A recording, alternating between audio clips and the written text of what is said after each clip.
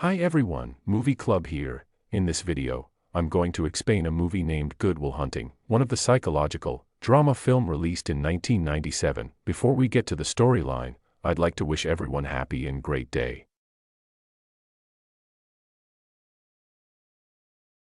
The movie begins at the Massachusetts Institute of Technology. A teacher named Gerald Lambo teaches math in class. At the end of the lecture, he told the graduate students to write a very difficult math problem on the board outside of class, and whoever solved it would be nominated to MIT Tech. He encourages his students that the previous students who solved this problem were also good mathematicians. Given the difficulty of that question, Professor Gerald gives them until the end of the semester to solve. After the lecture, we see Will, a janitor at MIT, review math problems written by teacher Gerald. Will later goes home and tries to solve the equation in the bathroom mirror. The next day, when he was alone in the hall, he took a piece of chalk and wrote down the answers to the questions that Professor Gerald had prepared for his students. Outside of work, Will spends his time drinking and hanging out with his friend Chucky, Billy and Morgan. One day, Will watches a boy play baseball and finds himself bullied at school. Later, he and his friends go to the guy and a fight breaks out. Eventually, Will subdues the bully and beats him mercilessly. When his friends stop him and the police try to arrest him, he attacks the officer and arrests him. Professor Gerald hears from his students that the math problem has been solved. He immediately goes and sees if anyone has actually solved the problem. He asks some of the students if he is the one who solved the problem, but becomes confused when no one checks who exactly solved the problem. His next class gets packed as everyone wants to know who the mysterious math genius really is. Professor Gerald calls for the person to come forward and claim their prize. But the whole class looks at each other, waiting for someone to step forward.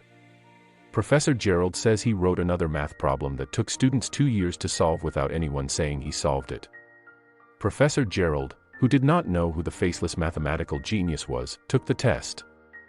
Will, on the other hand, gets out of jail and immediately starts solving problem. At the same time, Professor Gerald comes out of his office and sees Will writing on the board. He tries to challenge Will, saying he's just scribbling on the board. Will sees him approaching and runs away. When Professor Gerald returns, he finds that Will has solved a 2-year-old problem. Now he knows who the mysterious math genius is. After work, Will goes to a bar to meet his friends for a drink. Chucky sees beautiful women and starts flirting with them. To impress the girls, Chucky lies that he goes to the same class with them. Then a man steps in and asks what class they're talking about, and Chucky says, history. The man is in the same class as the two girls, so he knows Chucky is lying. He tries to embarrass Chucky by asking his opinion on historical matters. Chucky is silent because he is not a history student, so Will starts an argument with the man by walking in on his friend and telling him his facts and thoughts. The man replies with something, but Will finishes the entire sentence by cutting him off before challenging him to read the text of a passage from the book. Will mocks the man who spent thousands of dollars on a free public library education. After getting embarrassed by Will, the man walks off from there. Later, one of the girls named Skylar comes to Will and gives him her phone number. Impressed by Will's earlier show of intelligence, Skylar asks him to call her so they can go out for drinks in the future. Will later shows off that number to the guy who was trying to act smart. Meanwhile, Professor Gerald has been searching for the janitor who solved his complex mathematics problems. After asking around a few people, he finally gets contact information on Will. He shows up at the court hearing of Will in the case of him assaulting a police officer. Will defends himself in the case, but the judge tells him that he has a lot of prior cases of petty theft and assaults. The judge says that he can't turn a blind eye on everything that Will has done and gives him jail time with bail of $50,000. With that, Will gets sent to prison, but there he meets Professor Gerald, who has a proposition for him. He tells Will that he has spoken with the judge and is ready to pardon him, but Will must agree on 2 things. The first condition is that Will takes mathematics class with Professor Gerald, and the second condition is that he must get counseling. Will laughs at the suggestion of him seeing a therapist, but, to avoid jail time, he has no option but to agree to all the conditions laid out before him. Soon, he starts to take mathematics class with Professor Gerald, who is amazed and proud of Will's intelligence. Next, he has to get counseling from a therapist. But despite how many of them he visits, Will refuses to open up, and even makes fun of them. He reads their books the previous night, and makes a mockery out of them during his counseling. As a last resort, Professor Gerald turns up to his old friend Sean McGuire for help, who now teaches psychology at a community college. Sean at first says that he doesn't have time to do this. But Professor Gerald insists he should help Will, saying that he's a genius and his counseling can help Will achieve the best in his life. Sean finally agrees and meets with Will. In his first therapy session, Sean asks Professor Gerald and his assistant to leave the room. Just like with his previous therapists, Will begins to make fun of Sean's book collection. Sean knows this is Will's defense mechanism and that he's deliberately trying to make him mad. So Sean stays calm, talks to Will normally, and doesn't ask anything about his life. Just then, Will discovers a painting that Sean drew himself. After looking at the painting and quoting from various art books, Will makes some false assumptions about Sean's life. Sean doesn't respond to Will's insults again, but when Will takes his wife out of the conversation, Sean gets a little upset. Will realizes that Sean's weakness is his wife and continues to bring her up. He asks if Sean's wife was cheating on him. Sean completely loses his mind and grabs Will by his throat. He warns Will to never disrespect his wife. Just then, Will tells Sean that the session is over. Sean lets go of him and Will goes out believing he yet again managed to break a therapist. Seeing Sean's mood, Professor Gerald believes he won't agree to do more sessions with Will. But surprisingly, Sean asks to continue his sessions with Will from next week. After his counseling, Will goes out on a date with Skylar. On their date, Will finds out that Skylar comes from a very rich family and is studying at Harvard. The two immediately get along and enjoy their time with each other. To end the night of their first date, Will shows up next week at Sean's office, who tells him to come outside with him. Sean takes Will out to a park and talks to him. He tells Will that he thought a lot about what he said to him about his painting, and after a while came to realize that Will's just a kid who doesn't know what he's talking about. Sean tells Will that just like how he cannot make assumptions about someone else's life by reading a few art books, he cannot tell about Will's problems by just having a degree in psychology. Sean says he understands that Will doesn't want to speak as he's scared of what he'll say, but at some point he'll have to start talking, or else he'll never experience the best things in his life. Will goes back to his life where his friend Chucky picks him up and drives him to their workplace at a construction site. He calls Skylar but is afraid of talking to her. On his third therapy session with Sean, Will doesn't speak a word, and so does Sean. They just keep silent for the whole hour. The fourth session starts in similar fashion with Will not speaking a word, but then, out of boredom, Will tells a joke to Sean. Taking it as an opportunity, Sean asks if he has a girlfriend.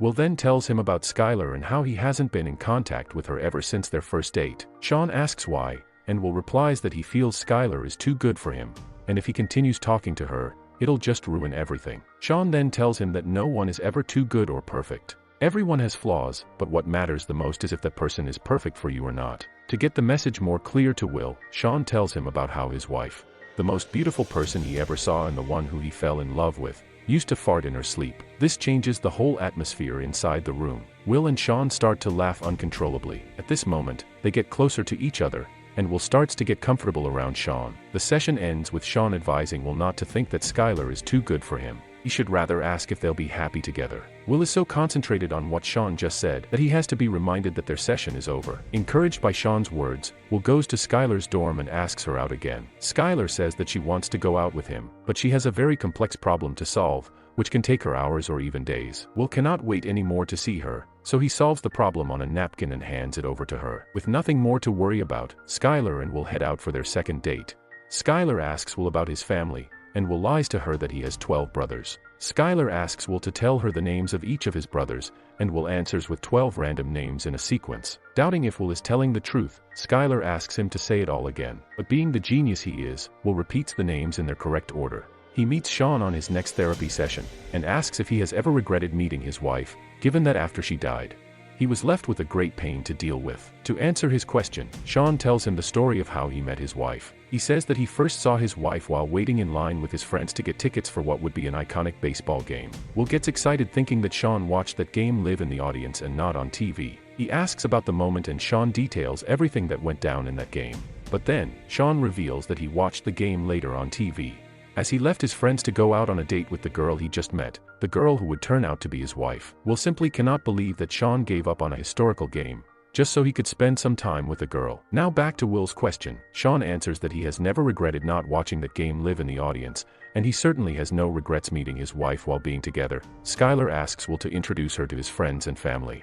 Will is still lying to her about his life, but he reluctantly agrees to introduce her to his friends. Skylar, Will and his friends meet at a bar, and Skylar seems to like his friends. She enjoys her time with them and cracks a few jokes which gets everyone laughing. Meanwhile, Professor Gerald asks Sean about Will's progress. Sean answers that Will has slowly begun to open up, but he'll need more time before he feels completely comfortable to speak about his life. And why he's afraid of trusting anyone. Professor Gerald reveals that he has been arranging job interviews for Will at top mathematics institutes, and once his mental problems are gone, there won't be anything stopping him from making his name in the mathematics field. Sean protests that they shouldn't be the ones making life decisions for Will and should support him on what he wants to do, but Professor Gerald is adamant that he won't let Will's talent go to waste. However, Will doesn't want to get a job like that, so he sends his friend Chucky to the interview in place of himself. One night while talking about their lives, Skylar asks Will to move to California with her. Hearing what Skylar wants, Will starts to panic, and says that he can't move out with her. Skylar asks why he's afraid of committing to her and why he never tells her the truth. She brings up how Will lied to her about having 12 brothers. After being called a liar, Will completely loses his cool. He tells her that he was an orphan and spent most of his life moving from one foster parents to another. He further tells her how he was abused and beaten by his foster father. Skylar starts to cry and tells Will that she wants to be with him and help him, but Will pushes her away saying he doesn't need anyone's help. It gets clear that Will has a fear of abandonment, where he believes anyone he loves will walk away from his life. Skylar cries that she really loves him and will not leave him, but Will lies that he doesn't love her back and gets out, leaving Skylar to cry alone in her room. After Professor Gerald's persuasion, Will agrees to go to a job interview. Will shows up at the interview but makes no attempt to get hired. In his therapy session with Sean, he gets asked who he trusts the most in life. Will answer Chucky. Sean says that he understands Chucky will give his life for Will, but he will not understand his deep feelings. Sean asks how he plans to earn a living. Will replies that he will work as a construction worker in Boston for the rest of his lives. Sean confronts Will for fearing leaving his comfort space, and how it will stop him from living his best life. Sean doesn't force him to take the job that Professor Gerald has planned for him, but he asks Will what he really wants to do in his life. Will replies that he wants to be a shepherd. Knowing that Will isn't serious, Sean asks him to leave his office. He says he doesn't want to waste his time, if Will plans on not being honest. Will gets angry and starts shouting at Sean, who once again asks him what he wants to do in life. Will stays silent and doesn't answer, so Sean tells him to leave. Before Skylar could leave for California, Will calls her to say goodbye. Skylar, in hope of getting back with Will, tells him that she loves him. Will smiles, but he has no guts to say it back in fear that he'll only get his heart broken up. In his conversation with Chucky, Will tells him that he doesn't plan on getting a job and he also broke up with Skylar. When asked what he wants to do for the rest of his life, Will answers that he plans on living in Boston forever, being neighbors with Chucky and working with him on construction. Hearing his answer, Chucky gets honest with him. He tells Will that it pains him to see his friend waste his life, when there's more that he can achieve and be happy in his life. Chucky says that he only has one wish every day when he comes to pick up Will at his house. He wishes that Will isn't there. Chucky wishes that Will leaves his awful life and starts doing something to make it meaningful. Meanwhile, Professor Gerald is arguing with Sean about how he hasn't been able to persuade Will to get a job and use his intelligence to do something significant in his life. Sean argues that they shouldn't rush into making Will take important life decisions when he isn't sure what he wants to do. He explains that Will has fear of abandonment, so he pushes people away before he gets too close. Sean says that they should support Will on whatever he wants to do, and not force him to get a job which he might end up hating. But Professor Gerald doesn't agree with this. He warns Sean to not let Will think that it's okay for him to not make use of his intelligence and spend his life like a failure. The differing views between them ends up into a heated argument, with Professor Gerald calling Sean to be jealous of his success and achievements. Sean tells him that he is not a failure as he never chose to be like him. Just then, Will walks in and hears their conversation. Professor Gerald walks out of the room to let their therapy session begin. Sean has a file in which he has pictures of Will's body, filled with bruises from the beating he got from his foster father. Will asks if he has seen anything like that before. Sean then reveals that his father was an alcoholic and used to beat him and his mother when he was a child. Hearing Sean's story, Will remembers his foster father. Sean steps in front of Will and tells him that whatever happened to him wasn't his fault. Will nods in approval, but Sean repeats that it wasn't his fault. Will answers that he knows it's not, but Sean keeps on repeating that Will was never at fault for what happened to him. Will gets into tears and pushes Sean away. Sean yet again tells him that the abuse he faced as a child was not his fault. Will finally gives into his emotion and hugs Sean. He cries his heart out, while holding Sean tightly in his arms. He's finally ready to let go of his past and move on ahead in his life. He tells Sean that he's going to take one of the jobs that Professor Gerald has set him up for. With this, his final therapy session with Sean is over. Will asks if he can stay in touch with him. Sean replies that he's always there for him and tells him to do what his heart wants. Will hugs Sean, before bidding a final goodbye. As a gift for his 21st birthday, Chucky, Billy and Morgan give him a car. The car isn't brand new, but Will is happy with the gift, as it's from his best friends. Meanwhile, Professor Gerald goes to Sean and apologizes for what he said to him. The two friends reconcile and Sean tells him that he's going on a world tour while Sean is packing his luggage. Will drives up to his house and watches him getting ready for his trip. Will walks to the front door and places a letter in Sean's mailbox, before driving out. In the meantime, Chucky goes to pick up Will at his house. He knocks on the door, but gets no answer. He peeks in through the window and sees that Will isn't home. Chucky smiles as he realizes that Will has finally decided on what he wants to do with his life. Sean also gets the letter left by Will. In the letter, Will writes that he's not taking the job, and is going to California to meet Skylar. Sean smiles and goes back to his house. The movie ends as we see Will on his way to get back with Skylar.